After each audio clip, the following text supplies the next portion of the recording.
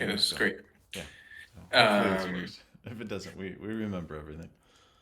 yeah, and I mostly want to.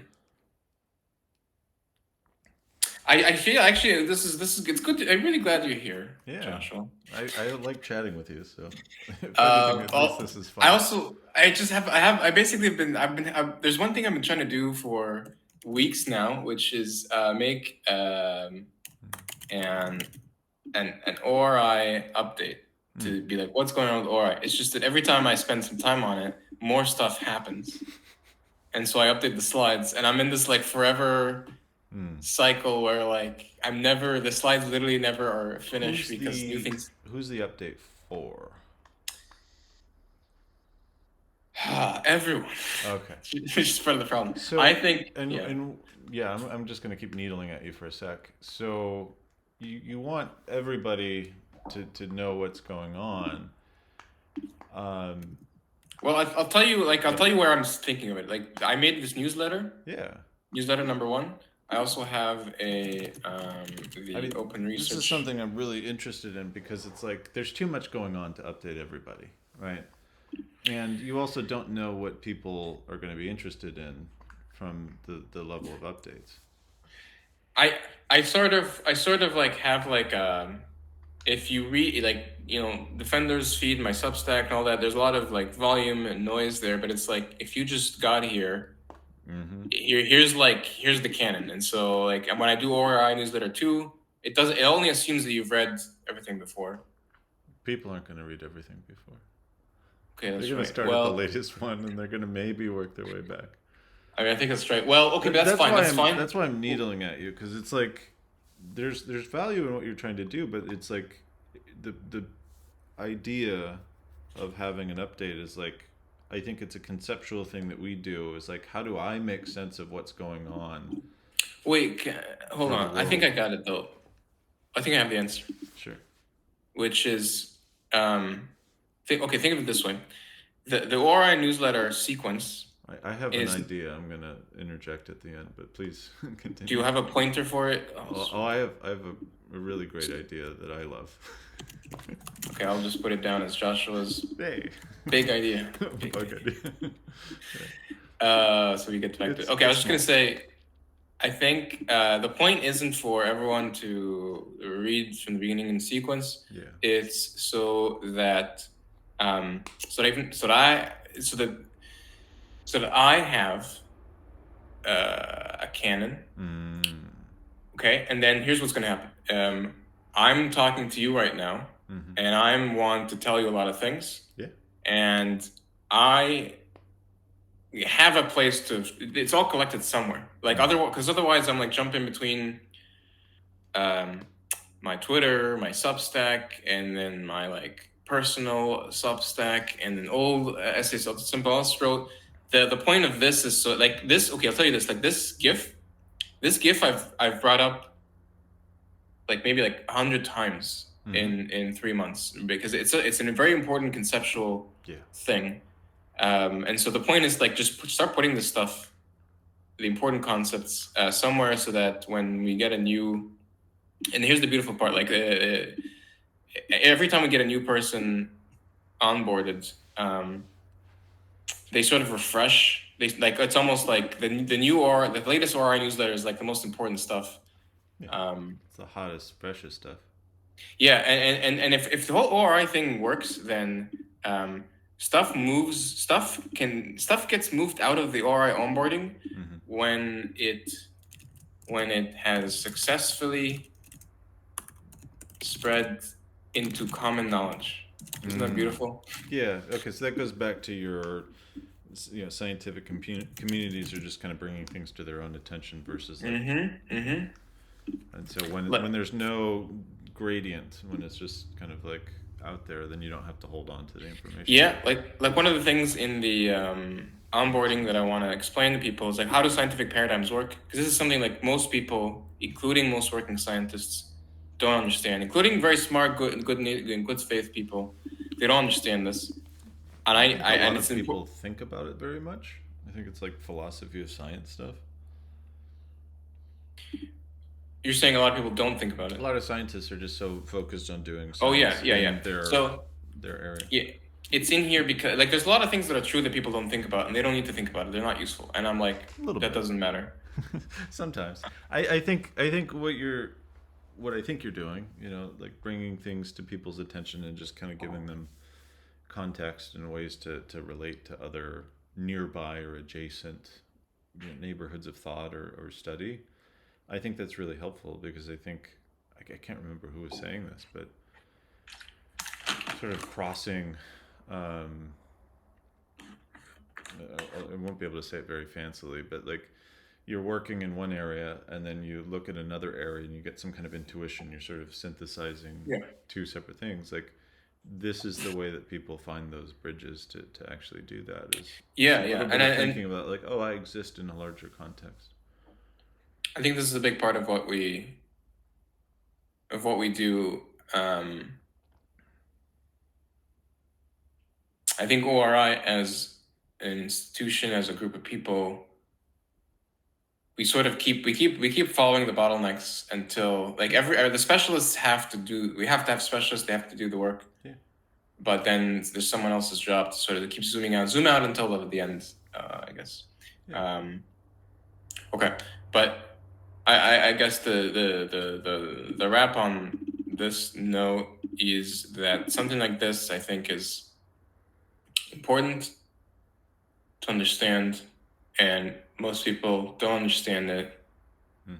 It being here is necessary until the culture shifts, until this becomes integrated, and then it doesn't need to be archived, just in case the culture forgets. Yeah, and actually, this is the beautiful part. You can just like close that issue, and then like you still have the but yeah, that's why I meant like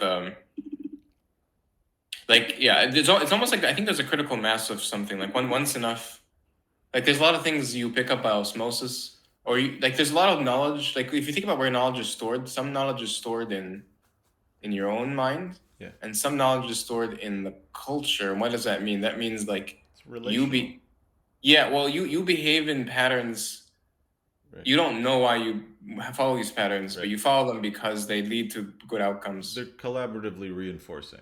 Right? Yes. It doesn't necessarily have to be a good outcome. That's, I think, the ideal. But it's like I do a thing, you do sort of a symmetrical mirror thing, and we sort of keep ourselves aligned. Whether that alignment is ultimately good for us or for somebody else is, I think, an area of open research. Well, and actually, I was going to say, I think the Memetics department of ORI or whoever would be. I think this is what we do. We go around debugging these things, and so we look at these self-reinforcing loops and then see, is this exactly. I think the most interesting part of that is that it's not good or bad. It's most things are like I'm just sort of system brain, but it's like most things do not just exist. It's not just me and you talking right now. We're bringing our own context to the conversation, and so debugging that means kind of this expansion of like, oh well, what other things does that hold in place that are relying on the successful interaction? Yep. And so it's because I think the awareness and the integration is probably way better than saying, oh, we're going to solve this or fix this. Yeah, I mean, I was gonna say, like, there's one way to find out if you like, if you cut the thing, if you stop doing the thing, right, you're gonna find out it's gonna, and like, some stuff is gonna collapse, and like, okay, that, and then we're like, okay, shit, we shouldn't have pulled that block from the Jenga tower, but now, and sometimes you don't know until you discover that, and so like I think that's the huge kind of latent possibilities. Like you can create environments where you can actually play around with these things, right? Because it's the analysis is one thing and that'll get you really far, but like just like the retreat I went on, like sometimes you have to come into real contact with a thing and kind of work it through. And so I think that's maybe the frontier of where ORI is or will be, is that like it's not just about analyzing, it's about sort of acting and interacting and making yourself the subject of your research just as much as whatever you're looking at. Which it's kind of freaky. I mean, have you seen the subjective science I've heard the phrase. I don't remember Well, where. but you haven't read the wait. Okay, do you know who Michael Smith Morphinius? The Dreamer guy? No, wait. Yeah, I think yeah. He does like Enneagram stuff and yeah, Dreaming Wizard. Yeah. Yeah. Okay. Yeah. This is big in my world. Yeah. Because this essay about subjective science, the conclusion is, and I think I wrote it down here. Yeah. You have to be. Actually, let me see if I can find it. I like the images he's included. Some of those are my favorites. Like the eyeball looking back at the brain one. Yeah. He's. I'm very excited that he's here. It's very, to me, it's like a very big positive sign that he. The other weird thing about that image, by the way, is like in some of the mental moves, like literally like rolling your eyes up into your head is kind of a weird tension shifting thing. I don't know too much about it, but one of the people I follow was like, yeah, sometimes that happens and your things are moving around psychosomatically. That's pretty. It's kind of a little hint. Okay, so here it is.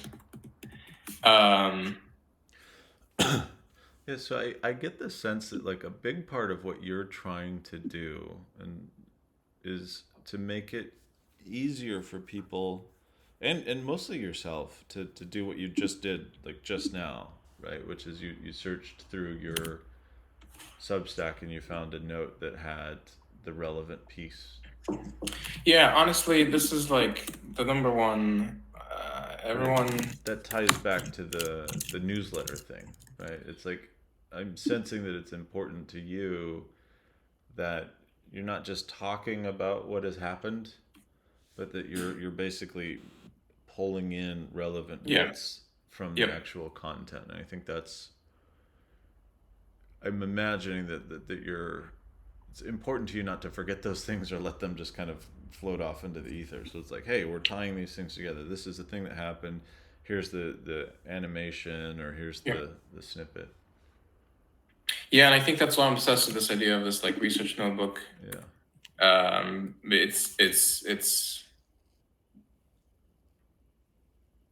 It's like I want to have these different streams. And it's somewhat like that.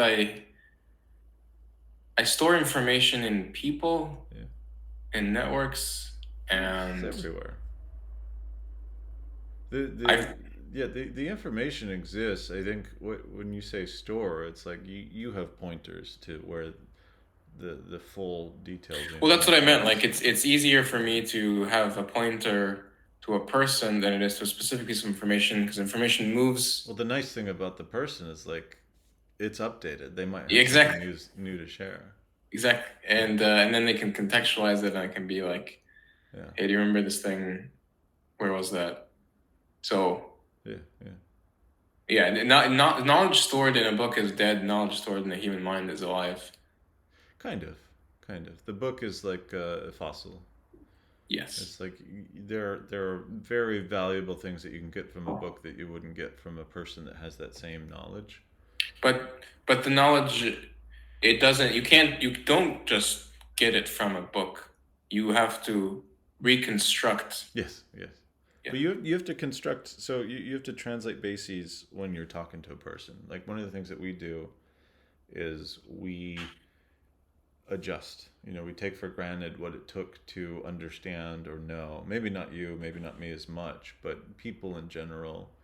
No, I think this is true, but I think it's just I do want to make a point about you can get a prediction. You can get a novel prediction out of a person in a way that you can't out of a book. Like if you can, look, for both a human and a book, you have to reconstruct the knowledge in your own head from what they tell you in order to make use of it. Kind of. I think, I mean, I know what you're saying, and I just like something in me that makes me just want to drill down into this more. It's like you definitely have to reconstruct from a book. You've got words on the page, you're in viewing meeting, you're trying to figure out where the book is, and you're shifting yourself around to try to connect with that. The interesting thing with a person is you can just ask them a question, right? Yep. Yeah. and they will give you an answer, and you don't have to know that that's right or what it means or how to do it, as long as you can just use that answer. Yes. So you can, if you have the right relationship with a person, you can learn through experience with a person super fast. Yes. But Exactly. it's really important that the person not try to anticipate and control you, but to work with you in this sort of syncopated manner, where it's Yeah. like you ask them a thing, they give it to you, you try it, and you just sort of do this cycle. It's like playing music with somebody. Whereas if they're Yeah. trying to help you, or they think they know where you need to go, I've been that guy. It's really not helpful. In fact, it can be a lot slower than working from a book. I think that's right. I think this is why apprenticeships in my are a big thing Yeah. for RI, and also like I have it down here. You've seen this image, this one. That one looks new. Learn from those ahead, teach those behind.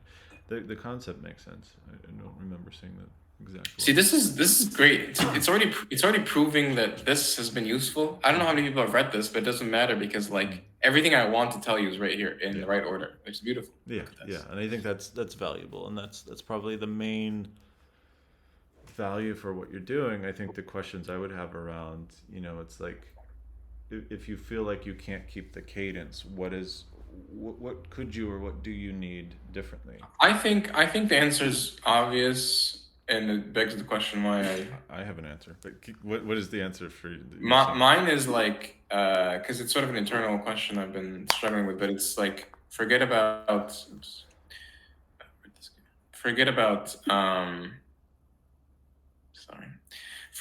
trying to capture everything. Yeah. Just capture 5 important things. And I just have this anxiety about like, well, what if the 5 things, Right. there's actually a 6th thing that was more important and I forgot it. Secret 6th thing. And if the correct answer is, it'll come back up. Exactly. Like either you find it and then put it in, or put it in the next update. That's it. Or better yet, somebody reads it and says, "Hey, you forgot the 6th thing." You're like, "Yes, that's it." You're right, I did. So it doesn't. It's such a silly Yeah. So I was thinking originally, the big idea, and this is irrelevant now, was just like, you just talk, right, and take the time that you need to search. Like, take the time to assemble, what you're doing, because like you imagine writing the newsletter, right, as an activity, and it's just time that you have to burn to get what you need onto the page. But you could record yourself doing that and talk, and something comes out of that, people can jump in. So it's like, depending on your level of receptivity, right? Like what we're doing right now is a version of the newsletter. I actually think that's exactly why. That's why this feels like such a valuable thing, and I think at some point this is what you remember, the Friday RI meetings. Yeah. Are those still going on? No, and I think it fell apart because didn't quite have the right frame. But I think like it was most useful when like it was portrayed as like, oh, everyone comes and shares their updates, but really it should have been closer to, this is me sharing what I think. It's basically me constructing the newsletter. Yeah. Oh, that would have been great. Yeah, I like the idea of you saying, "Hey, I know some of what's going on with you guys, so I'm going to narrate what just happened. Exactly. And you guys jump in and correct, right? You're not expected to talk, you're just expected to listen. But exactly. That's exactly what it should be. And then if it could work. If you don't want, because part of the problem is like, oh, I want it to be useful for everyone. But if you don't have time, you could just read what we come up with and then correct it afterwards. And then for next week, I'll take your feedback. Right. But if you're here, all I need for this to work is a single person. As many people can join if they want, but I need at least one person who wants to sit down and I can talk to. I'll do it. Actually, but this is it. This is actually why I think this is so important and why I'm taking notes. Yeah. Because Like basically everything I'm telling you, it's either already in this newsletter 1, and if it's not, it goes in newsletter 2. Yeah. I think for me, like, I enjoy reading the newsletter, but it's so much easier to just follow you organically. I know, and So that's why. So do you see how these two things, like, it's like there's a reason why, like, you have not read this, and it's because I you didn't know it spend a was lot of your there, and I'm just all over the internet anyway. yeah, yeah, and like you spend a lot of your attention already in the same circles. Yeah, So you don't like this is yeah. So but someone who like talks to me once a month yeah. doesn't have a good way of like seeing what the hell's. But I think that's like a really cool exercise you can do in supplement, right? It's like you prepare the newsletter, whatever, and then you have people who are interested. You jump on a call and you walk them through. Yeah. And the thing that I'm obsessed with, and maybe a little bit too much, is like every single like conversation you have can become an artifact that is inviting for different types of people. So whereas we would like sit down, like, let's have a podcast and let's, there's value to that, but the value of like saying, hey, look, we're just having organic conversations and you might enjoy the way this one went versus that one, let people sort of decide. That's really appealing to me. The thing is, I think a lot of people are less than comfortable being recorded and shared in perpetuity than I am. So maybe it's like, oh, we'll just transcribe it, or we won't do faces or something like that. I don't know. I guess it depends because because the version in the ORI Discord was like, yeah, no, just voice and screen share. Yeah. Voice is great. It's really rich content. The face is nice because it's like you can sort of like keep glancing at you, and it just sort of helps me recalibrate. Like, oh yeah, we're engaged, but Yeah. we're also really good at talking to each other, so we don't actually need it. The other thing I wanted to share when we were talking about the newsletter is an append only log that you could sort of deprecate or hide or make modifications to after the fact. So instead of having like, oh, I need to release this, blah, blah, blah, it's just like when something comes up that seems relevant, you just add it to the top of the Yep. newsletter. Yep. And then Yeah. later on, if you're like, okay, that wasn't as relevant, actually, the sixth thing was the only thing that matters, you just collapse those guys. I think that's right, and this is sort of what I was trying to do, but I didn't like just throw stuff in here, and then Yeah. from there I take for the next week. I think that's the right pattern. I like the idea of Defender and Omar like interacting with each other. This actually is a big thing that's gonna happen soon. Crossing the streams. No, okay. Here's this is funny, and I want to tell you this. Yeah. Let me show you something. Sure. Okay, so where is it in the OpenMetics Discord? There's an interest channel. That's Community Archive? Yes. Which I mean, this has been one of the open. Interesting. Community Archive Open Memetics. What is this? Wait, you don't know about this? I mean, I know about OMI. I don't know about open, like a community archive branch of OMI. Well, OMI, I would say this is deprecated, and I want people to stop posting here. Yeah. Who's even is this? I don't know who this is. Lena, get out. Yeah, I don't know. I don't know. I gotta redirect you somewhere. Yeah. But I think this. So the community archive is kind of moving in the direction of like the teapot new scope.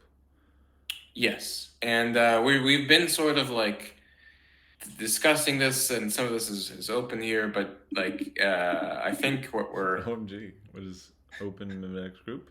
Yeah, nice. I love it. I think we're actually moving in this direction. It's sticky. Basically, the big players in the open memetics field right now, or in this corner, are like Sheik and Defender, and I think Brandon from Nomic. Sheik, that's how you pronounce it. Okay. Yeah. And etymology nerd, who's like not from Teapot, but he's in the memetics group. So anyway, I think we just need you know, I don't know, this has been my dream for a long time. It's like you same way you have OpenStreetMap, and it's a bunch of different companies collaborating, but there's like a foundation. Yeah. I want an open memetics thing. with lots of different people. And I envision it as the place where like influencers, YouTubers, journalists, if they want, whoever wants to come and just see like what the heck's going on in the world. Normal people, Normal people what? Normal people also come in to sort of report. You might like this. See, there's so much cool shit happening here. Look at this. Can you rate this for me? Yeah, like wait, okay. Sorry, so do you know about the rubric, right? We discussed the rubric. ABU. Yes. It's not even on here, but you get it. All right. Yeah. So, like, you walk into OMI and say, "Here is useful information. Rate it for me." And they say, "This is beyond our frontier. Thank you. We'll give you something of equal value in return or pay you money. This is N weeks old, dude. This is propaganda, documented propaganda campaign. Thanks for reporting." Yeah. No, I like it. I think it's good. I think on the N weeks old, it's like, this is N weeks old. Here's where this is now. It's like every single thing that somebody comes in with a touch point, you want to like exactly. Like if we actually, do you see how like this is so powerful? Like imagine like the dude, this is propaganda is also like, hey, help me understand how this appeals to, like, every single one is like you've got an opportunity to suck this person in. They're all useful. It's literally I will take literally any human, every single human. Like I don't know, I'm very fond of like the American. Give me your tired and weak. I don't know the exact give words. Give me your memetically assailed. Yeah, give me like no matter like it's like if you're at the frontier, okay, that's obviously everyone wants you. But even no matter how far below you are, I want to hear from you, and it will be useful because part of our mission. I think I say it here. Part of our mission is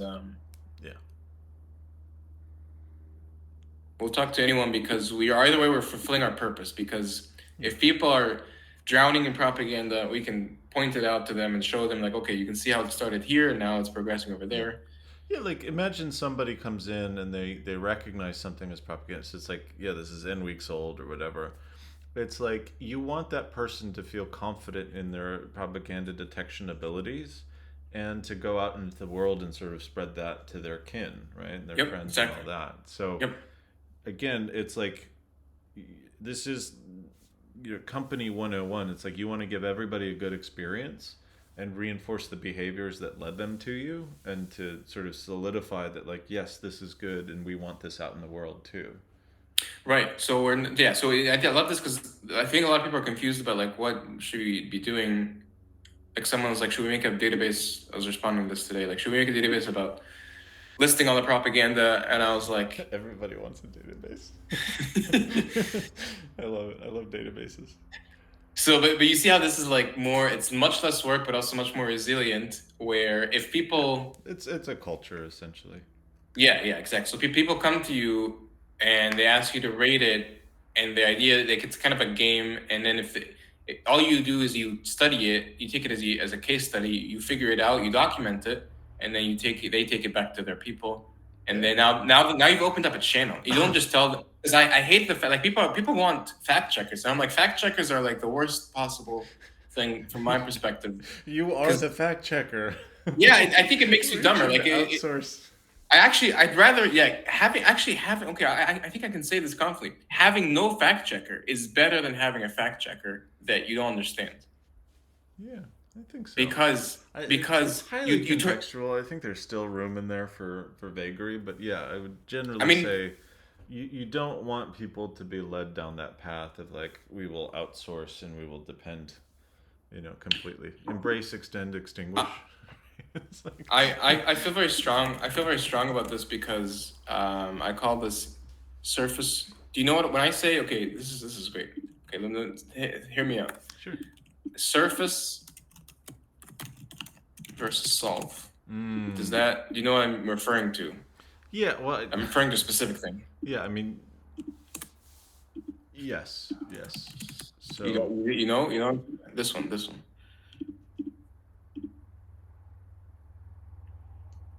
Right. Yeah, the information exchange implies learning. It implies the potential for learning to move throughout a system.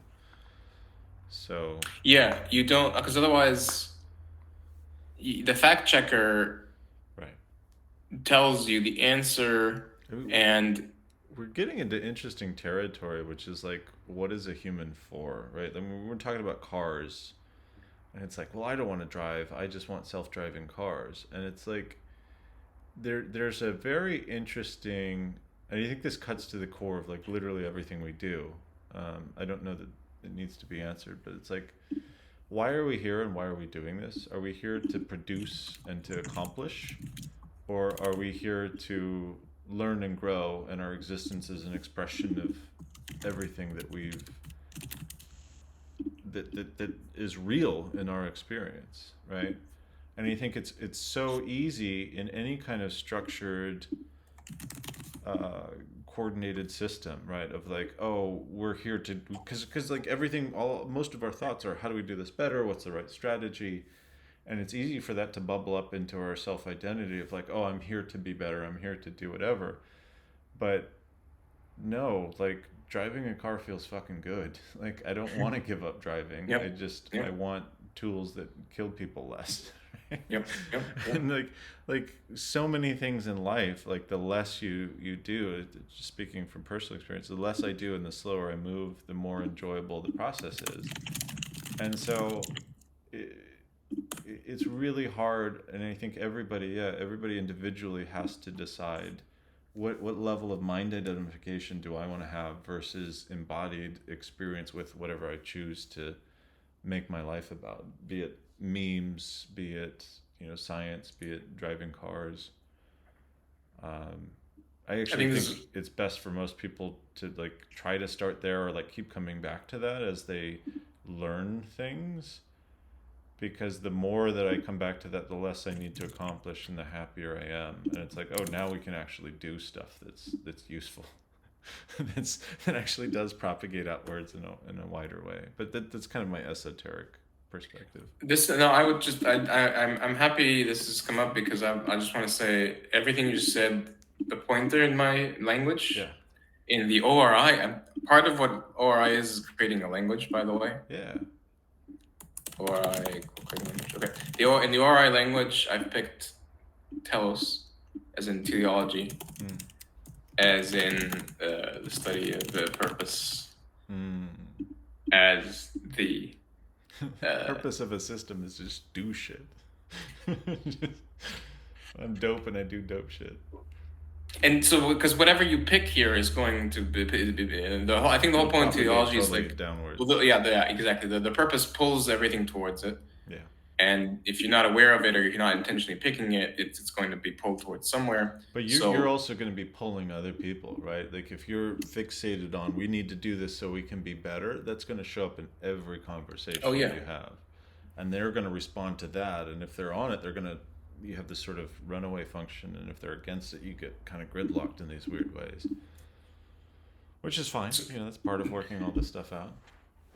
But this is I think one of the most important, like, because like you said, like it sort of permeates everything.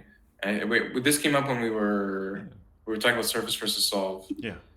And it's like the human, in this case, the human is the system that's learning, right? And if you put the blind spot sensor there, that gives the human more information, exposing them to a broader surface area of action, which is great, but it doesn't take that away from them and just close them off into a narrower channel.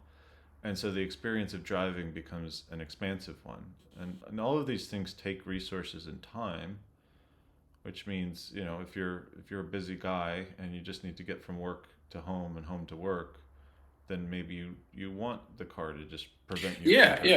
Yeah. So the surface versus solve is a decision, that you make. So I see you had some friction when I said like, oh, it's a bad thing to have fact checkers, and because I think you were like, wait, because you had the right. No, I'm not defending fact checkers. I'm saying anything as an absolute is just going to trigger me. Right. Because I think it goes back to like, this is how you're supposed to decide. Okay, but I think we got here via via the work of the OMI, whatever this thing will be, which is like it just creates some more, like, for what we want to create, it makes much more sense for us not to be fact checkers. It makes more sense for us to be surface, because it basically allows you to like magnify the effort with what journalism was supposed to be. Well, yeah, it's funny. A lot of ORI fixes, like, I don't want to, be too grandiose, but it fixes everything, Joshua. Yeah, well, it's the principle of openness fixes a lot of things. But the other thing to keep in mind, and I think about this from time to time, and it's just like there's not much that we can do about it, is there are a lot of areas and things, a few good men. It's like, you need me on that wall. You can't handle it. There's a lot of things in this world right now that can't accept the degree of openness that I think you and I would appreciate. And we watch that play out on a daily basis in news and politics, which is fine. So I think there is sort of a path dependency to how this stabilizes and as it grows. Just duh, it's fine. It's not a big deal. Yeah, I mean this actually is it's another. It's more of an esoteric thing, because you have to be closer inside Ori for this to matter to you. But I wrote about like information suppression is necessary in the best possible world, and this is what I meant by it. It's built into who we are, right? It's like you're thinking thoughts right now. I can see your face, but I can't read your mind. So there needs to be space for incubation of any experience. Yeah, and the I love the rebel epistemographer. Oh yeah, man! Such a great this name. is this guy. He's great. You should make a list of like recommended. Is that built into your Substack? I don't use most of the features. I guess I could. I've just been. Yeah, I could just do that. I want to write I guess Substack lets you do that. I was gonna say I want to write a note about why each person is. Yeah. That's what I was saying. It's like just make a post at some point and be like, here's the ones I've been reading lately and why. Sorry, I'm just sniping you. No, but he's a retired professor that I've convinced that he should have a Substack, and so it's pretty exciting. Awesome, well done. Yeah. It's actually very nice, because I go to So he's not so retired anymore. Yeah. It's actually, I think he's like a professor in ORI now, and it's like people keep like commenting and asking questions, and like he's a little overwhelmed with like questions, and I'm like, don't worry, I'm just gonna curate it for you, and I'm like his TA basically. That's great. Okay, going back to what I really wanted to tell you was this. This is what I want to hear. I like the way you take notes. It's working out really well. Yeah, right. I know. It's like I'm allowed to like jump all over the place, but we just have to leave a trail of breadcrumbs to have a fighting chance to come back. Okay, so here's something funny. Okay, here's the intros channel. Okay, everyone who joins this server says where they came from. And then, oh, look at this guy. Who's this guy? Hello, everyone. So it's just kind of an open secret. Yeah. And actually, so I'm going to keep using this until eventually it's going to be common knowledge. But until it's common knowledge, there's an asymmetry here. So, and I'm like, hi guys, I used to make Flash games. My career has been computer graphics, and I got interested in politics one day. And I've been really inspired by Defender's posts. And then, I think actually it sort of shows him not much. And then Defender responds. He's like, hi, welcome. And then so someone DM'd me. He's like, what the fuck? What are you doing? Just having fun, man. Yeah. Actually, yeah, someone who knows, like, give it a little smirk. That's cool. But this person doesn't know. I mean, I think you should find out eventually. But it's not like, it's not like out of all the psyops you can have, this is a pretty cute one. It's just fun. Yeah, but there's an important thing here. Okay, because I don't know why I don't know anyone who's ever really done this, but I'm gonna do this because, okay, look, Defender is a mystic, and Omar is a rational scientist. This is your split brain experiment. Yeah, I guess. Because when Defender types stuff, people can't tell like is what the fuck is talking. Sometimes it's like Some it's so out there. esotericism, Yeah, esoteric kind of quality. but there's a And I think that's clear in like reading what you write under the two different monikers. It's like everything that comes from Omar is like, oh, this is how I know this, and blah blah blah. Yep. It's very straightforward and down to earth. Yeah, and then like Omar is a computer graphics person. He used to work at Snapchat, and he wrote all this. He's a technical person. He's not even in the humanities much, but he's a programmer, he's an engineer, Right. etc. And then like, and he's made games before. And then like, there's this side of like the mysticism, and the thing is that I think they are different epistemologies, and this is what I was doing with the quiz. You're familiar with the quiz? Just put it up for later. But I think like, okay, and I did tell you this. I'm like the rubric. Maybe we can do actually. Let's make an update while we're here. The review rubric. I don't know where to put this. I basically want a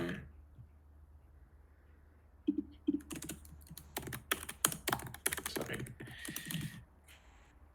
mystic. And I haven't fully thought of this, but it's basically like when I give someone to a mystic, when we're doing mystic peer review, right? What I want is, does this resonate? Right. In which direction does this resonate? Like, do you love this or do you hate it? I want to know. Either way. I think there's a lot of other intermediate directions as well. No. No. No, I mean this resonates, and it's sort of like yeah, I'm not going to belabor that point, but there's a lot of interesting like physics analogies. But I think you can flatten it.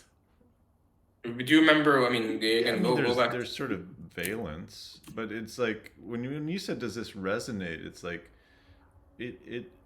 Actually, maybe hold on. Maybe resonance is actually a single dimension. Like, does resonate? Like, basically, do you feel anything, or does this not trigger any feelings? Yeah. You see what I mean? Like, that's what I want to know. The amount of resonance is like the impact of the state space that it puts you in. Is it like, are you deeply in something, or are you not?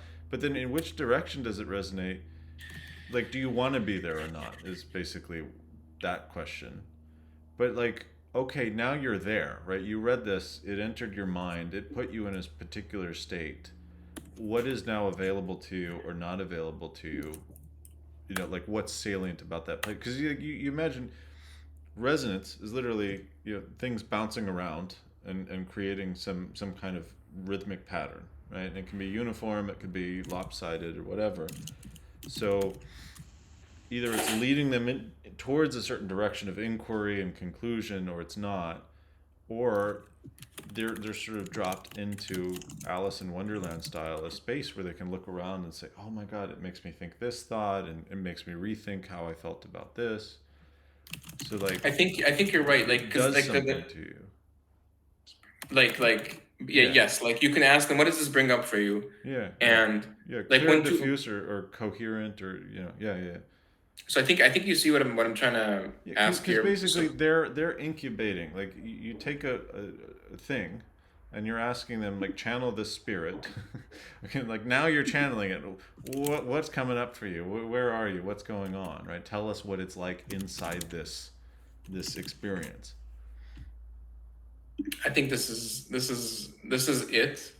So what we have here is a mix of like useful questions, but also like ways to measure. Yeah. I think like I actually think of it as like magnitude.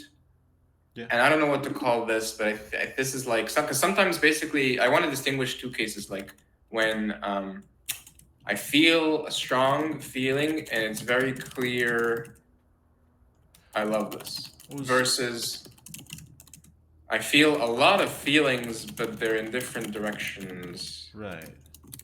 Well, so the feeling is a really interesting thing because it's like I've had a lot of feelings in the last couple weeks that are just they feel new, and so it's almost impossible to tell how strong it feels because if you're feeling Yes. something that's really new, you're almost disconnected from your feelings, and so it feels like, oh, I'm not actually feeling that much. I'm just, uh, something's Yes, missing. this is 100%. So you actually need, if you need, in order to give useful information, you sort of need to have felt the feeling before and then seen what has played out. This is an important Yeah, it's like part of mystic calibrating training. yourself, right? Calibrating, Because yes. it's like with the first. So in order to get to a place where you felt it before, it's like you might need somebody external for this,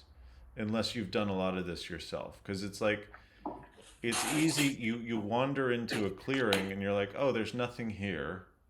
Maybe I'll just change topics or I'll go read a book or something, right? But from the outside, somebody could notice that, like, oh, you're emoting and you're emoting in kind of this discordant way, or like it's not clear, but it's like something's going on, even though internally you think nothing's going on. And that person can sort of prompt you to like stay where you are and explore and kind of examine without so much trying to make sense of it as to get in contact with the actual underlying sensation.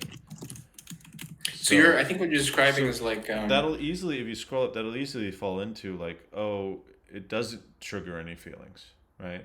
So not resonating is actually a sign.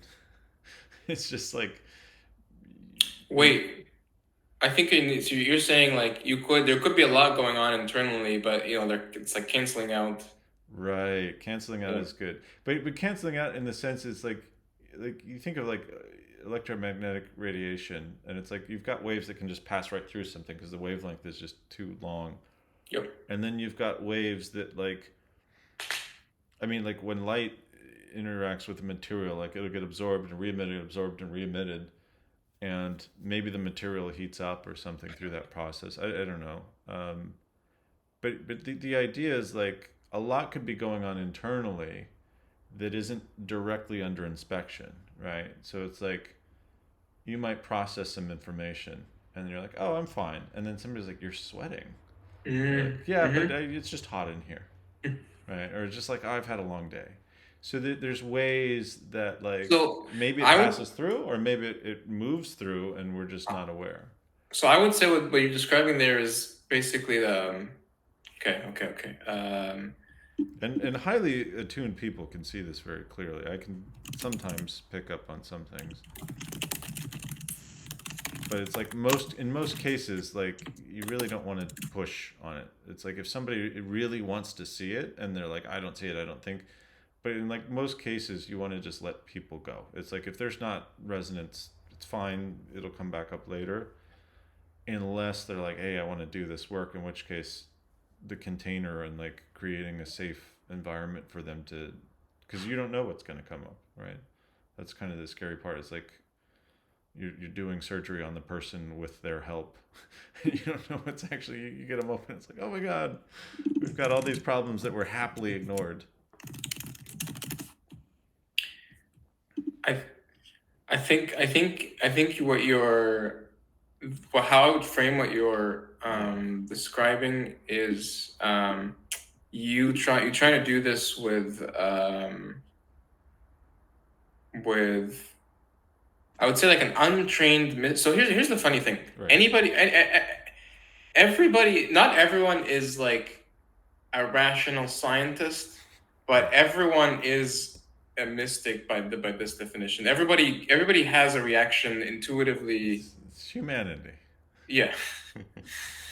So the thing is that like it's just that you may not be aware of what your feelings mean, but somebody who understands you can just give you like, okay, this is a big part of what I do on Twitter and why I feel like I'm doing something unethical, but I can't explain to people why it's unethical because they don't understand they understand. There's a lot of prerequisites before they can I understand think it's it. power differentials. I think if you were like way up here and you had tremendous clarity in what was going on with somebody, and you're like trying to get them to a place, I think there's a threshold at which it becomes unethical. But if you're like Yeah. on somebody's level and you're just interacting, then it's just like it's just two people Well, banging their heads together.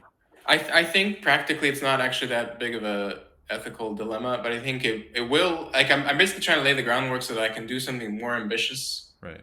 without it becoming unethical. Because basically, Sure. I get a ton of value out of people emoting, but Yeah. people lending me their attention Sure. and just telling me I love this or I hate this. It's like Yeah. people should understand. It's almost like an intelligence agency. Yeah. I'm doing science. I'm using their mind. Personal They lend, science. yeah, and the hope is like they're getting something out of it because they're following me. They're learning stuff. Sure.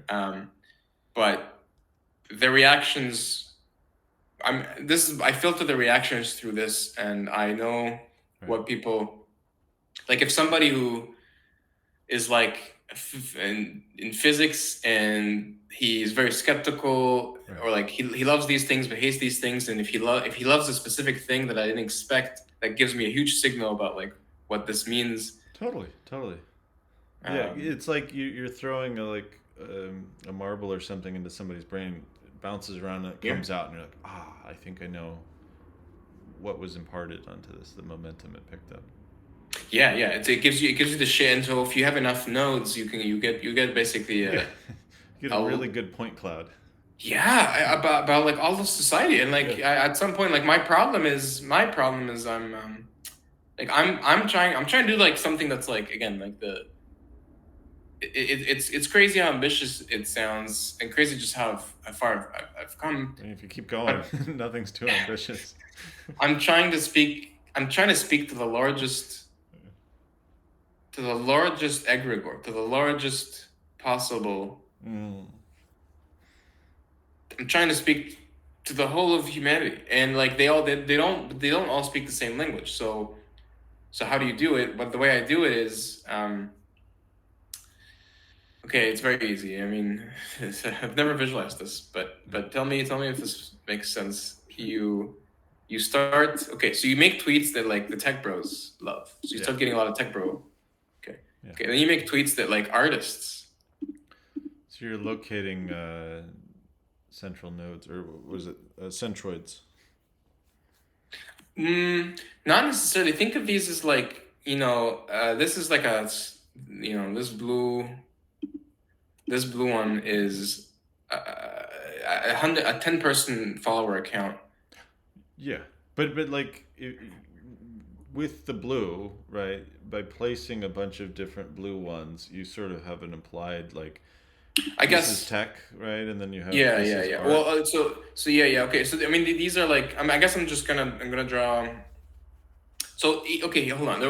I think what you're thinking is like these exist. Like there's different parts of Twitter. You can overlap. Well, hold on. They in the real world. Okay, this is the important piece, and this is why I think I've shown up on the radar of like. I think you can see.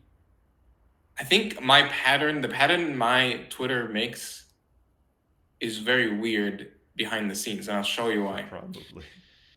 That's why I really want to see. That's why I want to open Memetics. I don't want anyone else's data. I just want to see my own. Yeah. But look at it. In the real nooscope, or in the real Clus network graph, the artists over here don't have very little overlap with these people. The tweets they read are very different. The people are very different. There's not overlap. Even patterns of engagement. Right. So the very strange thing, and you sort of saw this when you had the X-Graphs guy. He showed Defender, and Defender was this like weird node that connected all these. It basically looked exactly like so basically, if you're looking at a map, a network graph, you're going to see the following. You're going to see, like these people. The tweets of Defender go here, and then they go here. Right. And sometimes he's tweeting into a void that doesn't really exist yet. Yeah. Actually, you can start to you alter the map, but that's the most ambitious thing. And the crazy thing is that I do this like blind. Yeah. we're doing this blind. Like, so you have all these. So I was gonna say what I really do is like I basically. Fun. But I want to do it like I don't want to drive blind anymore. I actually want to see it. I know. So but anyway, the trick is like you get something that's viral in this group, and you get something that's viral in this group, and you keep doing this, and so this actual sequence of my tweets then. Let's try one more. So how do you keep the attention of all these people? Because they're very different people. They never talk. And also there's like Muslims in here. Like Teapot has very little Arabs, Muslims. Okay, so the way I tweet is, can you guess what my sequence of tweets is? Your sequence of tweets? In what manner? Like the way that you... How do you engage? You're trying to get all of these people engaged in one thread? Yes. Well, no. Now, like over... you're trying to maintain the attention of all these. I mean... So, okay, then, sorry, let me explain, like... First to me is just, engage with them and tweet with them, and, I mean... If you're... Hold on, like... Across the map. If you are if you're a tech influencer, this is what your tweets look like. If you're a artist person, this is what your tweets look like. Right. And, okay, so that's, they all... Well, I've seen you work so much. I haven't analyzed it closely, but it's just like you'll tweet a tweet and then you'll drag people in, and so it's like the tweet is kind of blended in a lot of cases. It'll like have multiple interpretations or angles, and then you'll also tag people who belong to specific subgroups. Some of them also belonging to multiple subgroups. Actually, that's a smart way to put it. So, okay, so there's actually two ways. There's two ways. This is great. This is such a good... And sometimes you change target mid-thread, right? So it's like you'll be working and you're like, oh, and this is why I've been hounding on this thing that Muslims understand, and the Western world doesn't seem to care about as much. See, it's funny. That's the more ambitious strategy, and I've been doing it less now because the egregores popped. I've said before. Hold on. There's two ways here. There's either like, I guess I might as well draw it, but let me just say it in words first. It's like one thread that unites all and a sequence, like one per cluster over a week. So the most ambitious one, which was really beautiful, was like, imagine a circle, and it's instead of like, is this red or is it? It's like right. Half. Yeah, it's both. This is the. So you can. This was like. And actually, I'd even have the green and this is the cool part. And if you nail it perfectly, it turns into a razor, and then people all pile on. Yeah, and if it has this is my favorite. I love spotting like over sharpened razors in the wild. I think I commented on one recently. I was like, dude, if you wanted to, you could get all of Twitter talking about this for a couple days.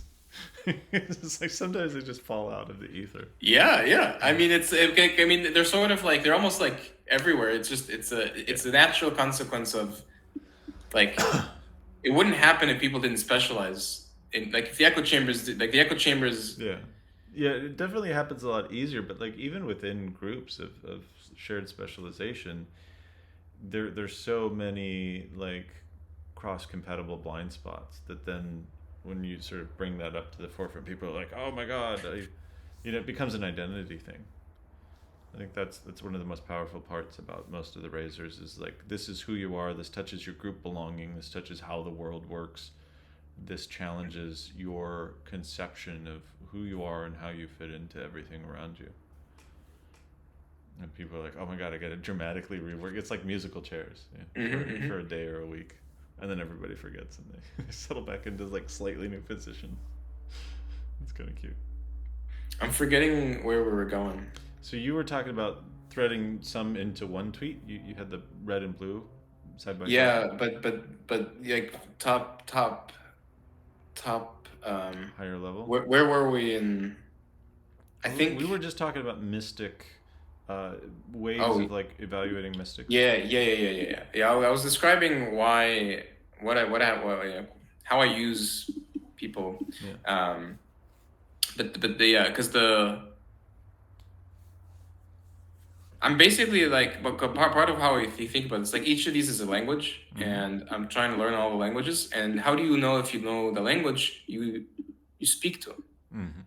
If I can speak to, I know I've got it if I can I will speak to, say yeah. one feature of language is constraining thought. And by definition, what you're doing sort of prevents you from freely engaging with that. This is where the inside view thing Because it's like is, language is also the things that we don't say. well, that's the real question. The real question is like, can I I actually? know that you can move through these groups and engage with them, and like I've had this because I've had a spouse who spoke a different language, and it's like you can be talking about the same thing, you can be agreeing on all of the foundational topics, like everything's communicating, and yet you're still in two different worlds. I want to show you then something and get your. Let me just turn the screen share off for a second. I did that 3 times with 3 spouses from the exact same culture in different contexts. I'm gonna stop the recording real quick. I have to hit the restroom, so. Come on, run by. Let's see where we start reading here. Okay, because to do number 2 perfectly. I'm talking about communicating stuff. Okay. And I say that I'm a great translator because what I do is I jump inside the mind of someone who does not understand the truth. Okay. And I can do this to quite successfully, which makes me a good communicator. But hold on, there's a problem here. If I really can be inside the mind of someone who doesn't know, that means I don't know. I can't easily hold. I made this analogy of like I can bungee jump into other minds, but it would be nice if I had a tether into another mind. Yeah, I think so. I want to hear a little bit more from you on this before I jump in and try to redirect. Like the thumbs up. I brought this up because you asked, like, language by definition is right. And so you're like, you can never really discuss their language if you sort of maintain your outside view. And I'm like, you can sacrifice your outside view. Right. You can. Okay. Yeah, I had a different context in mind. I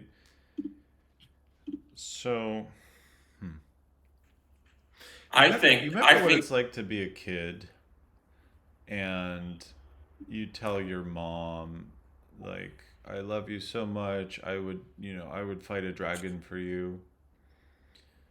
And it's like, as a kid, you have some understanding that like dragons are hard to fight, right? And that you really love your mom, so you'd want to do something really hard for her, right? And yet there's sort of a missing basis of understanding that, like, first of all, dragons don't exist. Second of all, if they did, they'd probably kill you immediately. Like all these layers. And so it's like you can use all the words and you can say the thing and symbolically it's true, and yet the practical implications for your reality are not there. Right? I would say yes. I would say it's difficult / almost impossible to get into that mind. You can simulate it. No, I'm saying something slightly more widespread and even more depressing, which is that's all minds. It's everything that I think fundamentally, to some degree, even if it's only partially, ties back to a sense of what reality is like for me and how I move through reality, right? And everything that we speak in some way, even if it's really, really thin, ties back to that. And so, And so, if we're having a conversation about how people should be in society or what's good in this case, somewhere deep in the recesses of my brain, I'm thinking about what are the implications for me if I accept that this is true and we move into a society where this is commonly held. That's the nature of belief, and why we're so stubborn and resistant to change is even a conversation about a scarf is really talking about all the times that I was in relationship to a woman and how I navigated that, what it means I'm going to have to spend my time doing. Because the words are all in the same basis, and words connect to Yeah. our beliefs. Well, hold on. Like, would you agree that a good actor?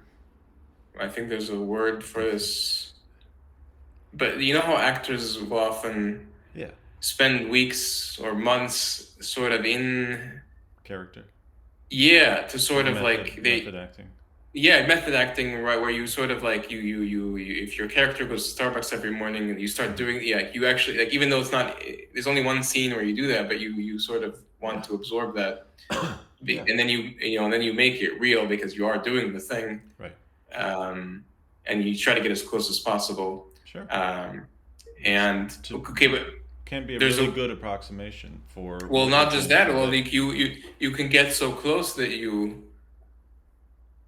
I am sure, I haven't read this, but I predict if we wanted to look this up, I bet sometimes I don't know, actors have their personality change. Yeah, it happened. It happened to Jim permanently. Carrey when Jim Carrey did Man on the Moon.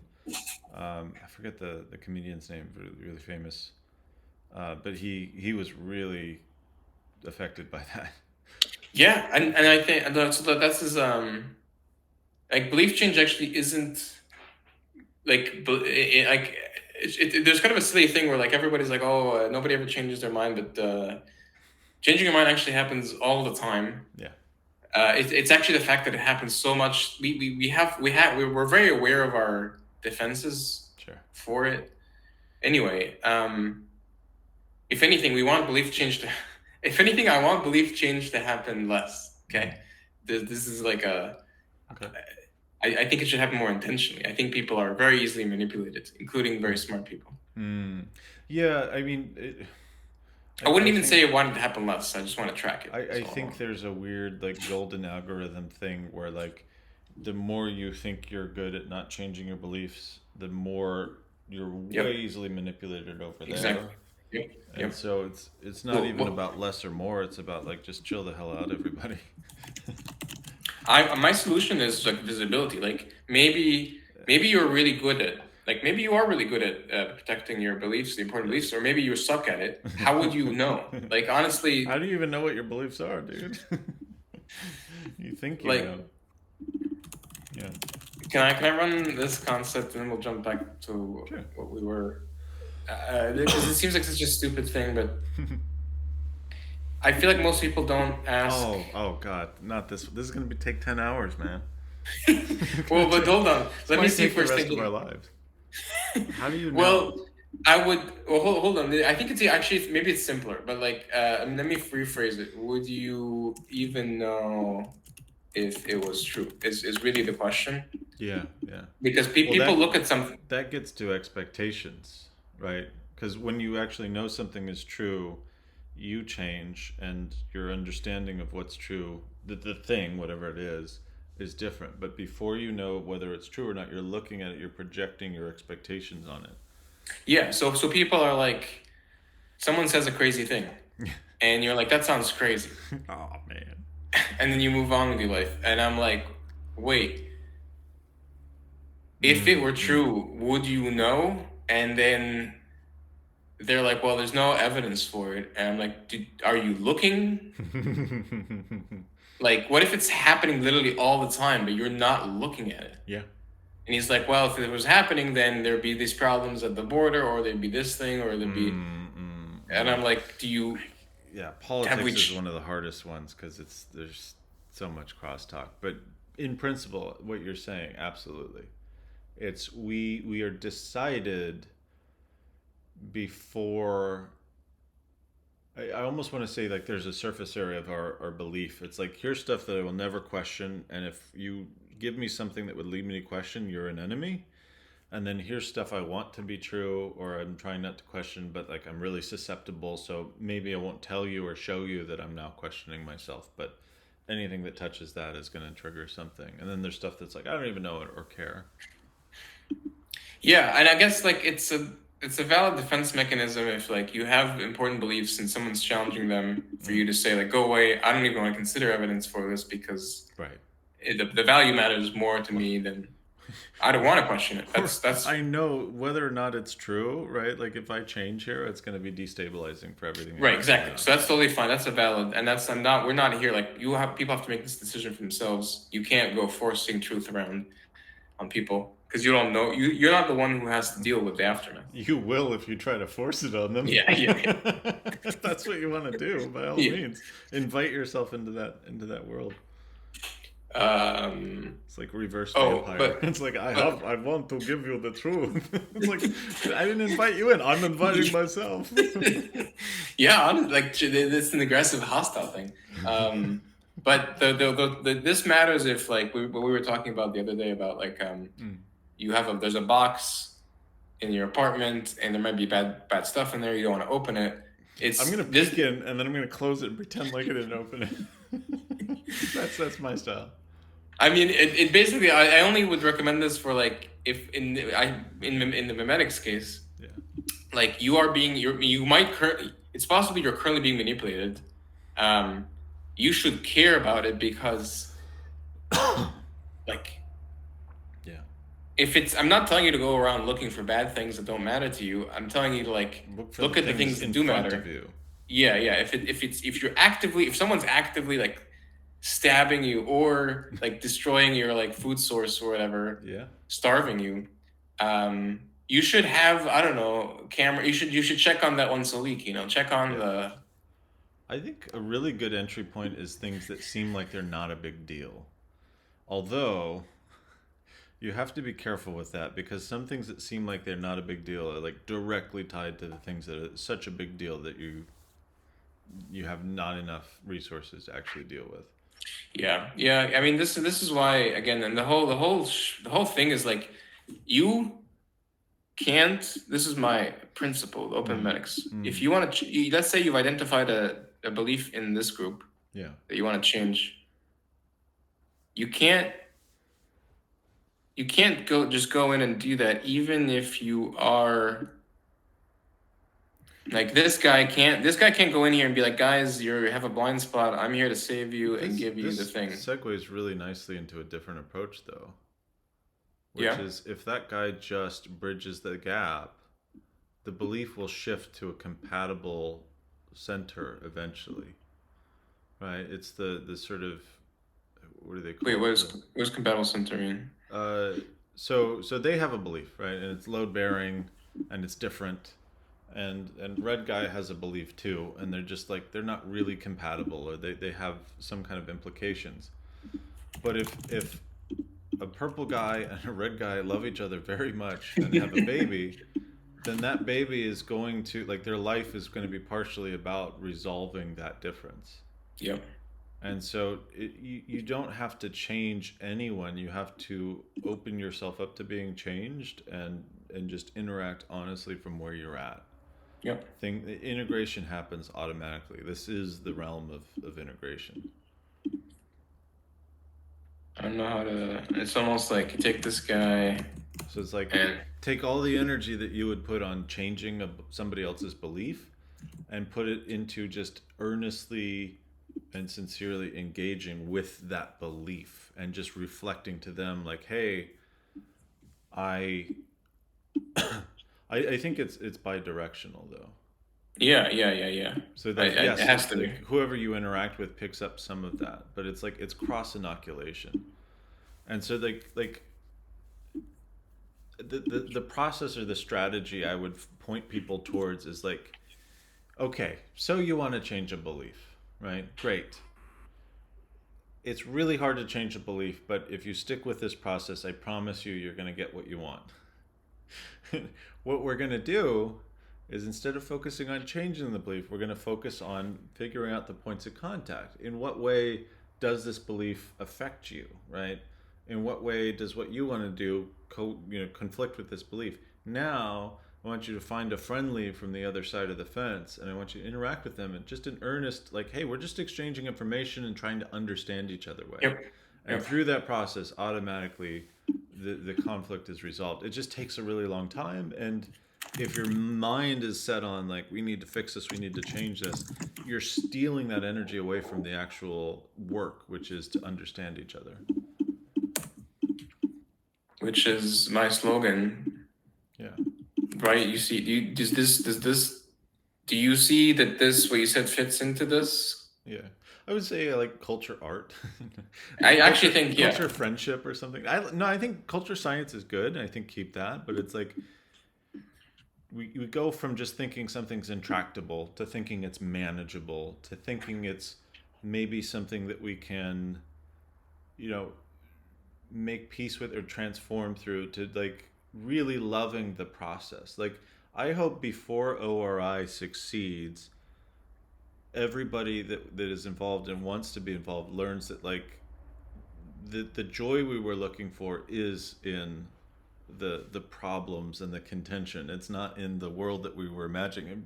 A second ago you were like, if this were true, you know, how would you even know? It's like we sit here and we talk about all this stuff and we talk about where we're trying to go, but the real joy is in that moment of kind, friendly, respectful engagement with somebody who's just so diametrically opposed, apparently, to you, and realizing that even if we never resolve this, we still are human. We can still express care across this ideological divide. And that's like, that's even better. Like, I'd rather not resolve all differences and just be able to love through the boundary than like, oh, we've worked it out and humanity is now this perfect amalgam. Yeah, because otherwise you end up with, you know, this Yeah. where, you know. Yeah, and it's like, it's great, but it's like, it's less diverse, it's less interesting.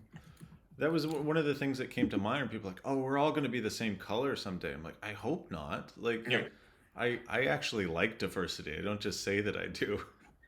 And actually, there's a reason. I mean, like it's like if this actually did happen, Yeah. and then like some, you know, corrosive thing happens where all the green are gone, and now, Well, it's incredibly fragile, right? yeah, It's like it's super efficient, but that was a thing. A friend of mine, we were talking. This is many years ago now, about diversity. This was like before this whole woke thing got into full swing. But it's like diversity as strength is not true, right? Like if you look at like material science and stuff, it's like there's uniformity and cohesion are really important for strength.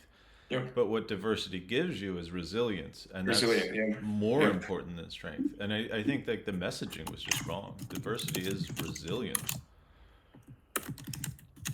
It's resilience, yeah. So actually, yeah. It's like we could have 1 year of perfect strength if we were all unified in everything, and then Right. you know, natural disaster wipes us all out. No, thank you. Yeah, I'd yeah. rather have fun short-term conflict in order to keep the keep the species alive. Which is basically how it's happened. Like Yeah. It's almost like we don't really have to try that hard. you know this Yeah. is Mitochondria. the mitochondria. So midichlorians and mitochondria. I think Blair wrote a post about the force or something. I was like, mitochondria, midichlorians. It's like that's the power. That's where the force comes from. It's weird stuff. So you got this. This is good. I think this will come up again. The outside view and the inside view. Because you take on someone's language, you can participate in the inside. I wanted to speak to that like one more time, but it's like, yeah, we could have like so many long conversations about what is truth and how do you. But I think I captured it in hold your position and earnestly engage. You don't have to suspend yourself and meet them and like help them along. You just meet them where they are, and you know, like the idea of. Yeah, I mean, it's just so inherent. It's like you're trying to talk to somebody like one on one about their problem, right? And they're telling you all these facts, and you're trying to imagine where they're at. And it's like, just think about how data points, right? It's like if these sort of dots on the screen represent different aspects of the problem or their life situation, they're just giving you this bit and this bit and this bit. And if you look for the centroid, it'll be over here. But there's all this stuff that they didn't think was relevant over on the other side, and so they're actually, their heart is somewhere else. And so if you're like, well, I'm stepping inside your experience, I fully understand you, this is what you need to do, it's not going to be relevant. Well, yeah, no, I think that's actually why for any given issue, I want both. Yeah. And you actually, okay, well, one of my grand plans. But I would add, you need multiple outside views. I mean, yeah, sure. I would say at least one. At least one. It's better than nothing. Yeah. At least one, and then because you can think of this as like going from like multiple outside views gives you validation and like more, but like the first one gives you like it's like a dimensional. It depends on if we're talking about like really small scale facts versus if we're talking about holistic viewpoints of human beings with That's diverse fair. experiences. Yeah. So if you're in that frame of like, this is a whole human being that has so many different viewpoints that's just being condensed into this one perspective, then you're going to get so much rich data from just introducing another person and like contrasting. And then if you do that over time and you're personally integrated, so it's like there's no closed form equation for this. It's a practice. It's a praxis. It's like, this is something that is a dynamic thing. But I think the inside view and the outside view thing is critical to recognize. Well, I mean, I think you're right, but also I think like one way to think about how I'm thinking about it is imagine taking these two and like zooming in each one. Like, okay, is there one inside view? Well, no. You can actually, okay, here's the fun part. Okay, let's see. Okay, wait. I got it. Tell me if this blows your mind, because I think it should. If it doesn't, then I'm doing it wrong, or something's wrong. Yeah. Okay, look. Circle. Okay? Okay. Now, when I say inside view, I'm talking about what's inspectable. Here's one inside view. Here's another inside view. Right. Here's another inside view. Also, those arrows bounce around the walls of the circle, and some of them project out of the circle. So it's like when you're introspecting yourself and you're thinking about your thoughts, sometimes that gets caught up in something that you're seeing or hearing or something you remembered from before. See, I actually don't know if I should draw. Does it make sense? Should the inside arrows all point towards the boundary? No. I mean, like, I think they can bounce around, right? So some just point directly at a boundary. Some are just, sitting there. This is like a 3D space, right? Yeah. And some refract, and some partially escape and like latch on. I think you're right. I think a lot is going on. Actually, like I think the simplest one is just looking like okay. Because why am I doing this? Because there's a concrete thing where you're saying there's not one inside view. Right. Like if you think about like answer the question like who is Teapot, and then you can think about like, okay, well there's like, and this is true of any community though. Like okay, there's like just the normal lurkers, and then there's like small reply guys, and then there's like cultural centers, and this is much easier to draw for like rationalists because who are the cultural center, like it's a much more Scott Alexander says something, it becomes canon. if Udowski says something, it becomes canon. But in Teapot, you had Visa, for a while Visa defined the canon, but even then it was nowhere near like the same rigidity. Do we have cultural center? I don't know how close to the center of Teapot I am at this point, so it's just like it just feels like a party in a room. Well, I would say okay, but I mean Teapot is just the most fun network to analyze memetically because there are cultural centers like any other network. It's just that not located in one person. Well, hold on. I would say it's just the Teapot has this like defense mechanism, or this like if like a Scott Alexander cannot arise in Teapot just because as you start to do that, everyone looks like if you define your network as the network that if by definition if it becomes a certain shape, then it's no longer the network. that you're part of. Like, you know, that someone sent me this today. He was like, the teapot that can be, I think he said, memed is not the real teapot. So there, it's like cultural sense. Like the cool thing about teapot is always fall victim to a good scissor statement. That's universal. I think cultural centers within teapot keep growing, and they keep sort of like growing out, or like sort of orbiting each other. It keeps you keep having it. That's why it's what makes it, I think, a little sure. Anyway, I wrote this because I think each of these would be its own sort of type of arrow. Like each of these has each of these has an inside view, a different view. Like I see how I see teapot is different from someone who just joined teapot. So you're thinking of this from like a group perspective, this inside view, outside view thing. Oh yeah, of course. So I was thinking from an individual. I think principally they're the same, but it becomes a little bit easier to talk about when you're talking about a group. Oh yeah. Okay. So see, do you see how like a lot of like Sorry, tell me if this seems related at all. Remember, I had a thing where I said the human superorganism is a baby. It's not mature. Yeah. I used to think that the collective is if you have something made out of neurons, and the neurons are each general purpose computers smart as humans, the collective should be very smart. But it's not, and the reason it's not is because I think the way the neurons connect, like it's actually quite low bandwidth, like our I don't know, maybe I don't know how to explain it, but there's a lot of really great explanations for why that might be.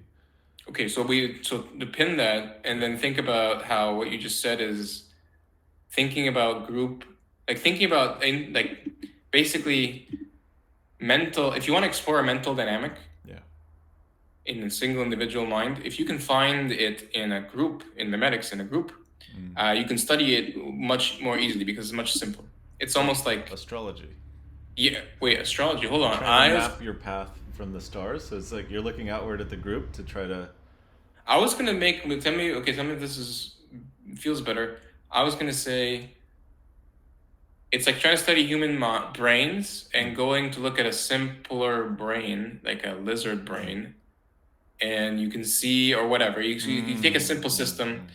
It's less developed. It's much smaller. It's much simpler. But a lot of the same dynamics are they're the same. Saying the group mechanics are more Newtonian versus the sort of weird quantum effects we have with exactly. So it's just like they're like fundamentally the same fundamentals. They're more observable as well. It's like exactly like this person said this thing at this time. They go slower. They're traceable. All that. Yeah. It's clever. I like it. Yeah. Thank you. This is a fundamental. See, this is like. See, okay. We're gonna do this weekly, I think, because there's. I don't have a job. There's a lot of things that are like fundamental principles of the field that if they're not like, they're so clear to me, and I don't know where to begin. My problem is things are so obvious to me. Yeah. This is a problem. That's what I was saying. Like you that's why books are better. Because like the book is like fossilized. You're learning, and the more you grow, the harder it is to introspect all. Well, but this is actually why. Okay, can I tell you one last thing before I have so many things I want to tell you because I want to show you open memetics, open questions. Just real quick, it's the taste. And wait, what was I going to show you? Justin Sledge. Professor. Okay, these are the two things I want to tell you, and then we can break. Okay, sound good? Sounds great. Okay. So this is something I was going to write on the newsletter. So there's a guy who has a YouTube, and he's a professor of basically religion, history, etc. And he got fired. He lost his job at Wayne State University. Okay. And then he was like, I'm just going to teach on YouTube and support me on Patreon. Nice. And he's doing that. Okay, so that's great. So, but there's one more important thing here, which I think is a very great ORI philosophy. He's teaching this class, and he's saying there does not exist a book that just describes this thing, and the thing is like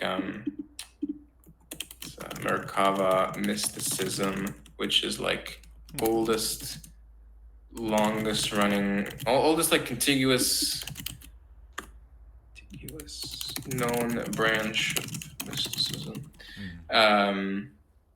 So it's this thing that's like a pretty big deal, and there's literally nobody's ever written a book that just makes it accessible and puts it together. Interesting. And that's why he's teaching this. Yeah, and like this is the part that blew my mind. Like it's not like some weird niche thing. It's like that's fucking crazy. I mean, I actually think there's a reason for that. But anyway, this is someone on a professor of this field, and he's an expert in this niche field. And he's saying, guys, this resource doesn't exist. I'm making this video series on YouTube in order for this, because this is going to be the only version of it, and maybe one day I'll write a book. Cool. My curiosity's piqued. Well, okay. So the reason this is relevant is because, say you're a student or just some guy who wants to do something useful with your life. Yeah.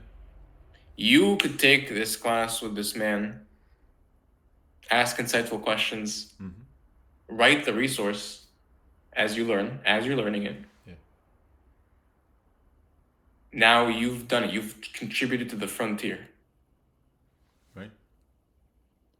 This came up the other day. People were talking about Feynman, and I think I sent it to you. I wrote that thread, which is like, if you look at Feynman as a map, you're going to be sorely disappointed because you can't do what he did now. But if you look at him as a symbol, you can find your inner Feynman, right, and express that. Like there are frontiers. There's more frontier now than there ever was. But if you're looking for it in the old ways, in the old forms, you're going to find nothing. But if you're looking in all of the cracks, you're going to find more than you could ever use.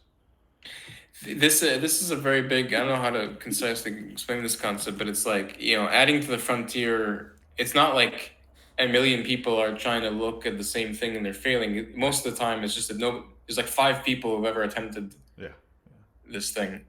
Well, and like the other aspect of this is really, really important is, and we put the cart before the horse. I think we were talking about this earlier. I can't remember, when like changing people, like I need to change this person.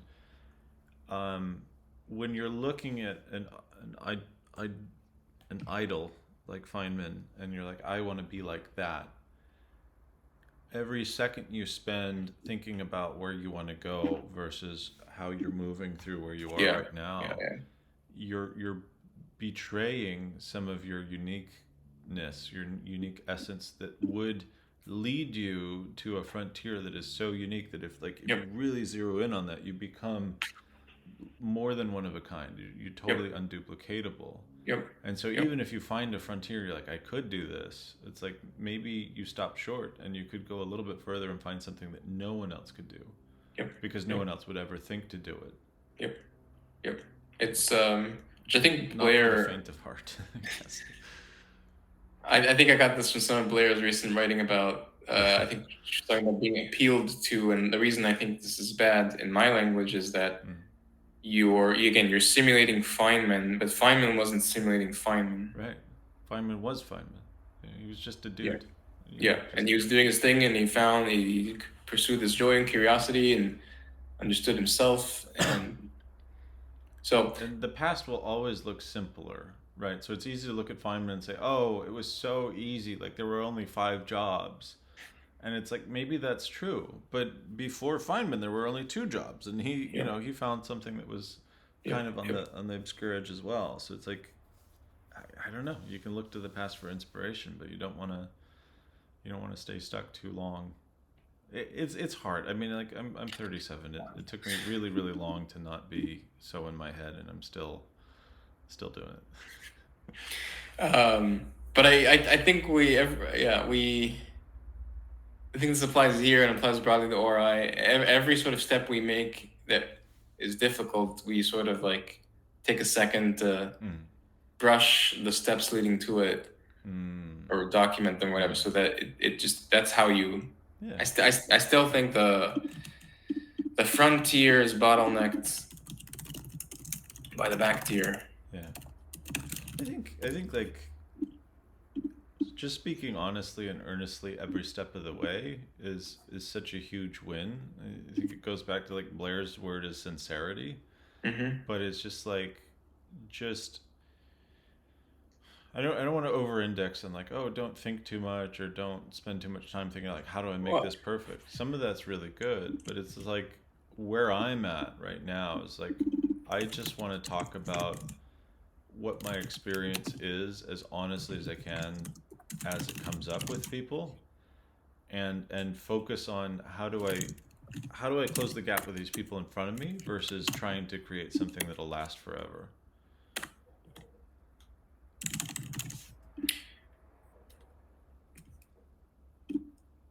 Does this make sense? Yeah, I think high bandwidth is, to me, it's like more like high internal coherence. So it's like bandwidth isn't something you measure, it's sort of an emergent property of the signal itself. Like you can put as much words out there as you can speak. Right? You could be talking this whole time and I could be talking at the same time and we could be having like two different conversations. I see what you mean. I see why sincerity is really self resonant expression that it's like right. It sort of collapses down into a purer signal. I guess what I meant by bandwidth actually is like. I mean, it does imply higher bandwidth because it's well, because it depends on what you're thinking. It's bandwidth from the like. Imagine you have a connection to the truth and reality, and sincerity. Sincerity is basically like you opening up a high bandwidth channel to the truth. Yeah, I think there's a lot of different ways to look at that. I don't know exactly what she's pointing to, but she talks a lot about it, and she talked about, the telepathy tapes, and my own sort of recent path through that is like, the more you can tell the truth, the more that you can sort of step through, I need to be a certain way, or I need people to see me a certain way, or this is good, this is bad, and just like step into whatever is real and resonant as it's coming up. That creates a pattern, it creates a habit, and it totally transforms how you are. And I don't think there's a ceiling to that whatsoever. And I think that is the process of becoming more sincere. I think the lack of ceiling is an important piece, connects with the bandwidth thing for me. It's like, and the whole like, if you're simulating Feynman, all you can get is Feynman. If you're simulating if you're just sincere, then there's no I think it's a big concept, the lack of ceiling. The weird paradox in there though is like, the more sincere you are, the more earnest and honest you are, the less you really have to say. And there's an element of like, well, it depends on who you're talking to, right? But it's like, if you're talking to somebody who's also similarly clear, you don't have to move as fast, you don't have to include as much information because you're on the same page to start with. And if you're talking to somebody who's really, all over the place or totally noisy, you also don't have to say as much because they're going to fill the space, and you can just respond to the things that actually stay there, right? If they're just sending a bunch of signal, you'll have these sort of resonance modes that pop up, and you just talk to those. Again, the less that you're sort of having to bring or say, because what you say is so simple and clear, the more you can sort of have the conversation through the conversation rather than ping-ponging back and forth all the time. It's kind of weird, but I think it makes sense. Yeah, no, I like it. Cool. We covered a lot of ground. Yeah, I'm actually really impressed. It's very cool. I will tweet this, I think. Yeah, go ahead. I've got 2 recordings. I want to, like, I would love to just like publish them as is, but I think that's a little irresponsible. So I want to like post it somewhere where you can review it, and then maybe we can, I was thinking is put it into Descript and like just do little clips or little snippets. I mean, whatever you were comfortable with. I was imagining. I'm putting everything out there. I don't care, but You've Well, been sharing your screen the whole time, so. I know, and I was sort of like cognizant of like everything. I actually, next time we want to do it, I actually wouldn't mind jumping around my workspace. Like, let me show you which Discords I'm in. Let me show you what Twitter. Yeah, like a crib tour, right? What do they call it? Yeah. MTV Cribs. Something like that. So Yeah. I everything as is. I think ship it. You know. Well, where are you gonna? You have a YouTube or something? Where do you put it? I was gonna put it on Twitter. Yeah. I mean, I'll upload it somewhere. How about this? I'll upload it. I have a Defender channel now. I'll upload it privately on YouTube and send you a link, and then we can decide what to do with it. Sure, sounds good. But I think the thing I'm most excited about right now is like I'm just gonna drop these into Descript, and I can invite you to that, and we can like fool around with cutting it up and trying to make clips and stuff. Cool. Could be fun. I think this is great. Cool. All right. Any last thoughts? This was a lot of fun. I'm definitely game to do this weekly. I think next time I want to try, like, we'll probably be able to fill any the space in any conversation we ever have. But I did want to jump into like, hey, let's talk about one of your articles, or let's try to dissect one of I mine. like that. I want to do, I mean, I almost feel like I want to do two separate things. Maybe they should be separate, but I like, because I mean, I already actually, I made a change. Being unemployed, by the way. My problem is I can't tell am I unemployed or not. Well, I can't tell which parts are work and which parts are. Yeah, but anyway,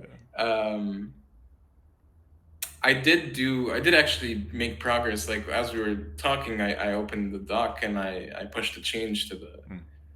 Yeah. So okay. Well, I think one side of this is like ORI updates and sort of making progress on this stuff, which is great because as we talk, anytime we make the conversation something that has public artifacts, it becomes something that isn't out of my schedule. It becomes something that it instead of carving time for it, you see how like the universe then starts like push you to do it. Like it's like okay, and then separately, this is a separate genre where we pick one specific. I think this would be like a good YouTube. Like people would watch this more than the ORI. Like the ORI thing, I think is useful for producing artifacts and helping me. Let's discuss this one specific article and jump around throughout it is more would be fun and people would watch it more widely. Cool. Well, I'm looking forward to trying that too. So let me know when your time permits. I'm pretty flexible at this point. But I think like this time probably works like Monday. Cool. It's a great way to start the week. Yeah. All right. Great. All right, man. See you around. Take care of yourself. Bye. Bye.